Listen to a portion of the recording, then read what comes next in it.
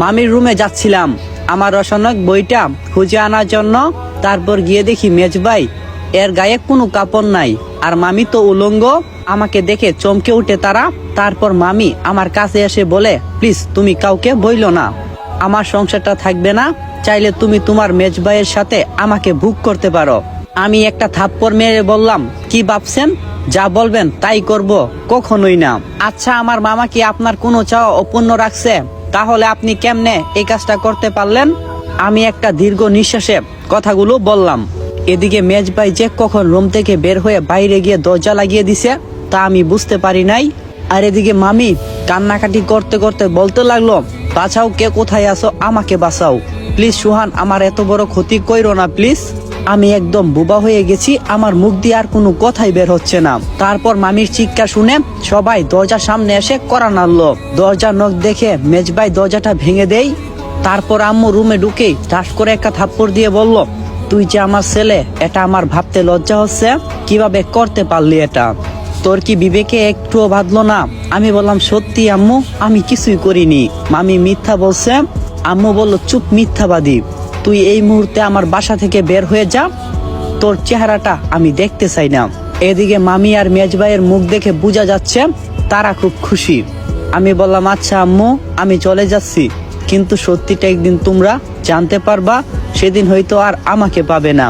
বলে আমি রুম থেকে চলে আসলাম, সব গুছিয়ে নিলাম। তারপর মামির রুমে গেলাম আর মামিকে উদ্দেশ্য করে বললাম, কি এমন অন্যায় করছিলাম আপনার কাছে, যার জন্য আপনি আমার আম্মুর কাছে আমাকে এতটা খারাপ বানাই দিলেন?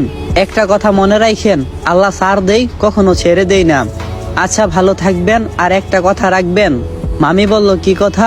আমি বললাম, আমার আম্মুর একটু খেয়াল রাখবেন, আর আমার আম্মুর যাবতীয় যা কিছু লাগে একটু আগাইয়া দিয়েন। মামি বলল, আচ্ছা, চেষ্টা করব। আর কোনো কিছু না বলে আমি বাসা থেকে বের হয়ে গেলাম।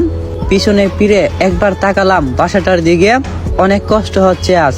নিজের আপন মানুষই আমাকে আজ মিথ্যা অপবাদ দিল, নিজের আপন মাও আমাকে বিশ্বাস করলো না। তারপর হাঁটা শুরু করলাম। এখন রাত 12টা বেজে 31 মিনিট। আমি হাঁটছি, একটু আগে হয়ে যাওয়া ঘটনাগুলো কথা ভাবছি। আচ্ছা, আমার পরিচয়টা দিয়ে নেই। আমি হলাম সুহান ইসলাম, সবাই আমাকে সুহান বলে ডাকে। এবার এসিসি দেব। পরিবারে আমি, আমার আম্মু, মেজভাই আর আমার মামি থাকি। আমরা 3 ভাই 1 বোন। আপুর বিয়ে হয়ে গেছে অনেক আগেই, আর আমার বড় ভাই আর মামা আমেরিকায় থাকে। আর আমার মামার বাড়িতেও কেউ নাই, তাই মামি আমাদের সাথেই থাকে। এই যে আপনাদের পরিচয় দিতে গিয়ে বাস্তবে এসে পড়ছে। পকেটে আছে মাত্র 1519 টাকা। কি করব, কোথায় থাকবো, কিছুই ভেবে পাচ্ছি না।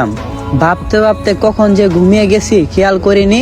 অপরিচিত একজন লোক এসে বলল, এই ছেলে এখানে এভাবে ঘুমায় আসো কেন, উঠো এখান থেকে।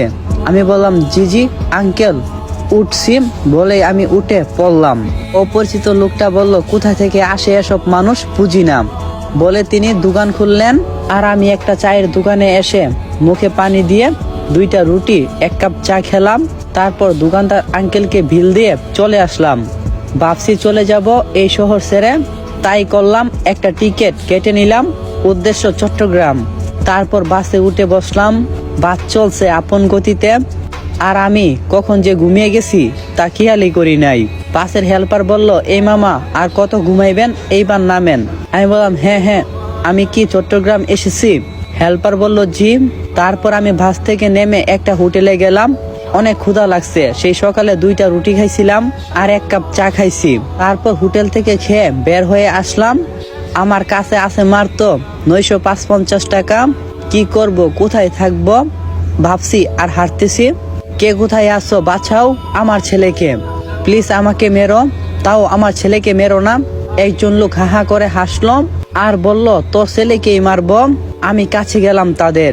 ওই লোকটা বলল, এই ছেলে কি চাই এখানে, যা এখান থেকে ভাগ। আমি বললাম, কিছুই চাই না আঙ্কেল, শুধু আপনাদেরকে আর এই আপনার চামড়া কইটাই চাই।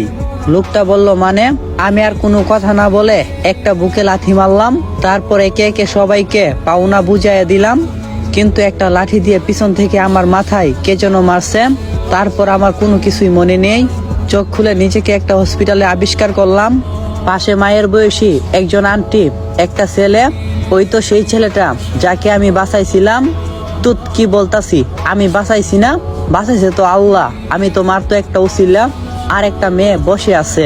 আন্টি বলল, বাবা তোমার এখন কেমন লাগছে? আমি বললাম, জি আন্টি ভালোই লাগছে। আমাকে এখানে কে আনলো?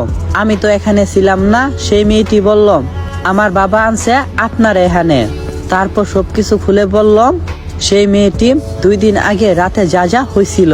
আমি বললাম, আমার জন্য এত কষ্ট করতেন, গেলেন কেন আপনারা? তারপর অপরিচিত একটা লোক রুমে ঢুকে বলল, কি যে বলো তুমি? আমার ছেলের আর আমার স্ত্রীর জীবন বাঁচাইছো, আর আমরা তোমারে বাঁচাবো না? তারপর সেই লোকটা বলল, আচ্ছা বাবা, তোমার বাবা মা কারো নাম্বার বলো, আমি তাদেরকে এখানে আসতে বলি। তখন আমি বললাম, আসলে এই শহরে আমার আপন বলতে কেউ নাই আঙ্কেল। আসসালামু আলাইকুম। তো কেমন আছেন আপনারা? আশা করি আল্লাহর রহমতে অনেকটাই ভালো আছেন। মিথ্যা অপবাদ গল্পের সিজন 6 এর প্রথম পর্ব এখানেই শেষ হলো। যদি দ্বিতীয় পর্ব চান অবশ্যই কমেন্ট বক্সে কমেন্ট করবেন। আর আপনারা হয়তো ভাবতেছেন, গরিব ছেলেটির ভালোবাসার গল্প তো দেওয়া হয়েছে না, তাহলে আপনি কেন এই গল্প নিয়ে আইতাছেন?